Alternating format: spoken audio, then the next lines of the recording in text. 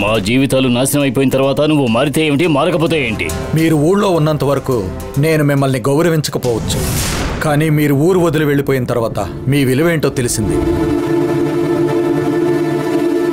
నన్ను నమ్మండయ్యా, నేను మీకు చేసిన పాపానికి పరిహారంగా మీ అమ్మాయి గాయత్రిని దత్తత తీసుకుని నేను పెంచుకుందాం అనుకున్నాను. కానీ గాయత్రిని పెంచుకునే భాగ్యం నాకు దక్కకుండా పోయింది. ఏంటి కథ చెబుతున్నావు? గాయత్రి నన్ను వదిలి వెళ్ళిపోయింది కదా. గాయత్రి ప్రాణాలతోనే ఉందయ్యా. లేదు, నువ్వు తెలియక చెబుతున్నావు. గాయత్రి మన ఊరికి పక్క ఊరిలో ఉన్న ఆశ్రమంలో ఉండేది. తను అక్కడుందని తెలుసుకుని తను దత్తత తీసుకుని పెంచుకుందాం అనుకున్నాను. అది కుదరదండి. పద్ధతి ప్రకారం ఏమేం చెయ్యాలో అవన్నీ చేసి ఆ పాపను తీసుకువెళ్తాను. అందుకు అవకాశమే లేదండి.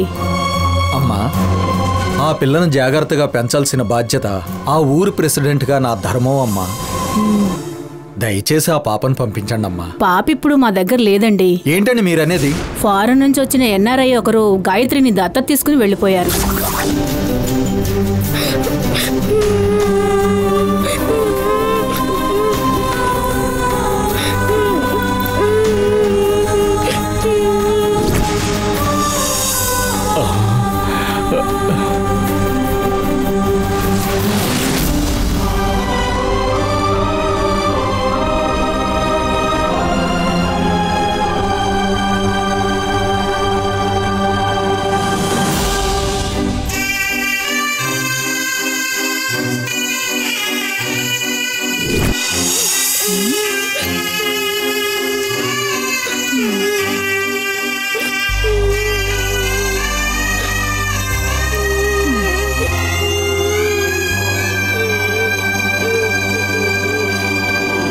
నమస్కారం అండి. నమస్కారం. మాది ఈస్ట్ గోదావరి అండి, కాకినాడ సొంతూరు.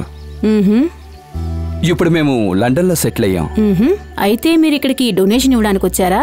కాదండి, ఒక బిడ్డను దత్తత తీసుకోవడానికి వచ్చాం. ఓహో.